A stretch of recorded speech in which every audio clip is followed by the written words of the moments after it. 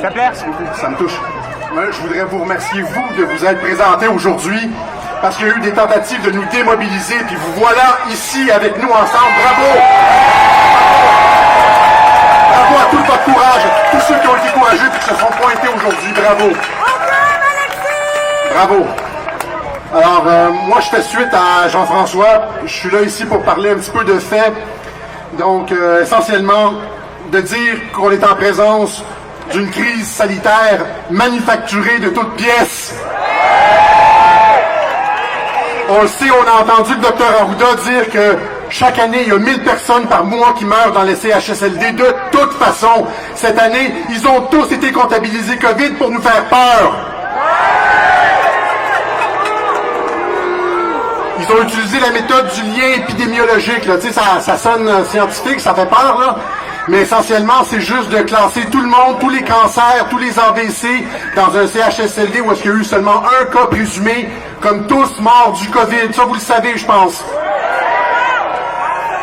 Okay. Tous les pays, tous les États aux États-Unis, tous les États qui ont utilisé la méthode du lien épidémiologique ont à peu près 5 fois plus de décès que ceux qui ont utilisé la méthode normale qu'on utilise quand il y a une grippe. C'est-à-dire compter ceux qui sont effectivement morts de la grippe. 5 fois plus de décès. C'est pour ça qu'au Québec, on a comme des 5-6 000 décès, qu'on a comme à peu près 80% des décès au Canada. C'est juste de la fraude statistique, c'est juste une façon de compter. Il n'y a pas plus de personnes qui sont mortes du COVID au Québec qu'en Ontario. C'est juste la façon de compter qui sont changées pour nous faire peur.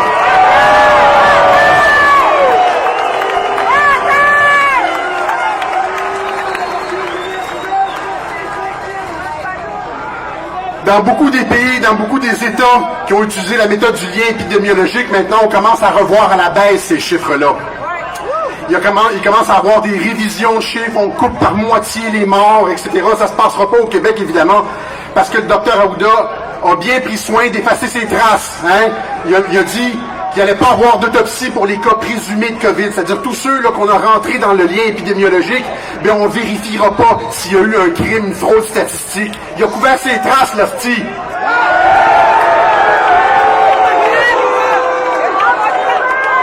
Et ça serait intéressant que la police enquête là-dessus aussi.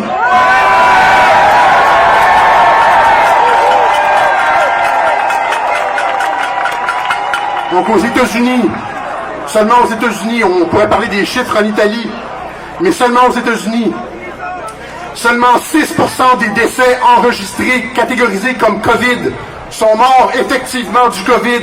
Les 94 autres pourcents, c'est de la comorbidité. C'est pas juste du COVID. Donc, selon les chiffres du CDC, sur les 150 000 personnes qui sont mortes, apparemment, là, selon les chiffres du COVID aux États-Unis, il y en a seulement 9 000 qui sont effectivement morts du COVID. Les autres, c'est comme au Québec, ce sont des cancers, des AVC, puis incidemment, on teste en fin de vie, là, puis là, le patient a la COVID, fait qu'on va le classer automatiquement COVID. Pas cancer, pas AVC, on le classe COVID. Vous comprenez que si on opérait de cette façon-là avec la grippe, on aurait une pandémie à chaque saison grippale. C'est de la fraude!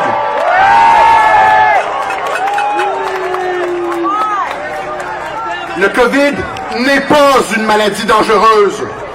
Elle se comporte exactement comme tous les virus respiratoires que l'humanité a rencontrés. Ça arrive pendant l'hiver, ça s'attaque aux personnes faibles, aux personnes qui ont des conditions médicales graves, puis ça disparaît au printemps, comme ça a disparu au printemps, puis ça revient pas.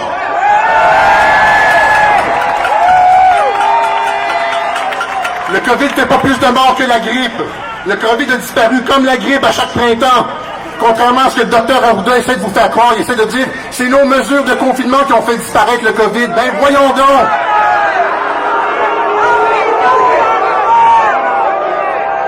Ça fait 3 mois que l'épidémie est terminée, mais les médias et le gouvernement continuent à nous embrigader dans un système de contrôle social toujours plus contraignant, en faisant croire frauduleusement au public qu'on est toujours dans une pandémie dangereuse.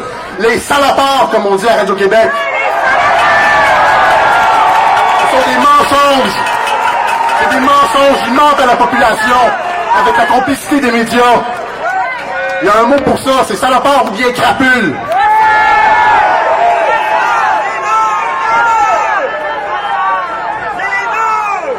Ouais, assassin aussi, hein, en tout cas, ça restera à éprouver. C'est à la police de faire son travail pour ça. On n'ira pas jusque-là en public, là. Entre nous, on sait c'est quoi. C'est à la police de faire ce travail-là. OK? Les autorités sanitaires nous ont fait peur avec le virus pour nous assigner à résidence. C'était juste pour 2 semaines, pour aplanir la courbe. Ils nous ont finalement incarcérés pendant 2 mois en nous mentant, pendant qu'ils faisaient le ménage dans les CHSLD avec des politiques de santé publique désastreuses et délibérées.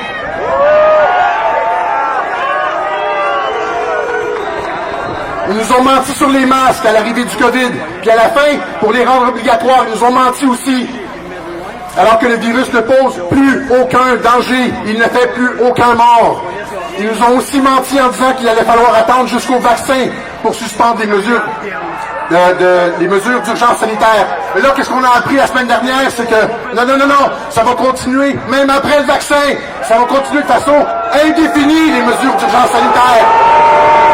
Ça n'a plus rien à voir avec le virus. C'est du contrôle social. Ça n'a plus rien à voir avec le virus. Si on se lève pas, ils vont nous embrigader, ils vont nous emprisonner, ils vont passer toutes leurs lois liberticides. Ça n'a plus rien à voir avec le virus. Ils sont drogués au pouvoir. Les gouvernements sont drogués au pouvoir.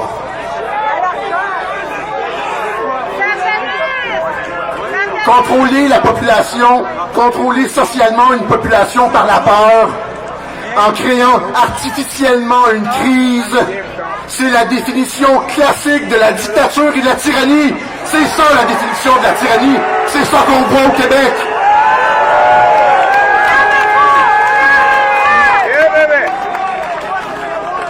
Toute la philosophie politique occidentale depuis près de 200 ans a tenté de mettre sur pied des mécanismes pour éviter ce genre de prise de contrôle politique de la part des gouvernements. La tradition démocratique québécoise a été bafouée, piétinée par le gouvernement Legault.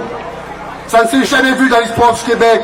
Le gouvernement Legault n'est pas seulement en train de détruire la classe moyenne à travers les faillites d'entreprises en cascade, il est en train de détruire psychologiquement une génération entière de petits Québécois. C'est pour ça qu'on se bat.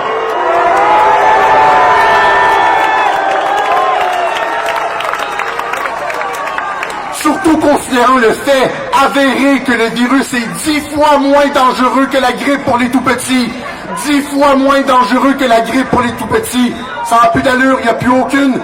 Ces mesures d'urgence sanitaire ne sont pas basées dans la science ou dans la médecine. C'est simplement des mécanismes politiques de contrôle social.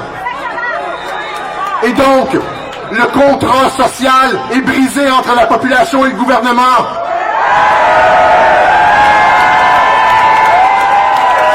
C'est pour ça qu'on demande l'aide de la police. Avec nous, la police, avec nous, la police, avec nous, la police, avec nous. La police, avec nous, la police, avec nous, la police, avec nous, la police, avec nous, la police, avec nous, la police, avec nous, la police, avec nous, la police. OK. Donc, la police doit rapidement enquêter sur les raisons frauduleuses. Tu sais, les raisons frauduleuses, on les a exposées, nous autres. Vous les connaissez, on les connaît. Comment ça se fait que la police n'est pas au courant de cette fraude statistique-là? Ils devraient le savoir. Les chiffres sont disponibles. Arruda a parlé, on a regardé les taux de décès. Ils devraient savoir. Ce sont eux les enquêteurs chevronnés. C'est pas nous les citoyens ordinaires. C'est eux qui devraient faire la job.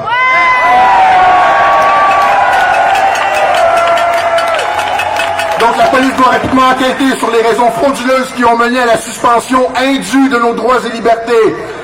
De faux prétextes ont été mis de l'avant pour museler la population, pour nous faire passer dans un système politique totalitaire. La police doit résister à ce coup d'État en douce et respecter leurs promesses de servir et protéger. Comme les médecins se doivent de respecter leur serment d'Hippocrate et de permettre la chloroquine.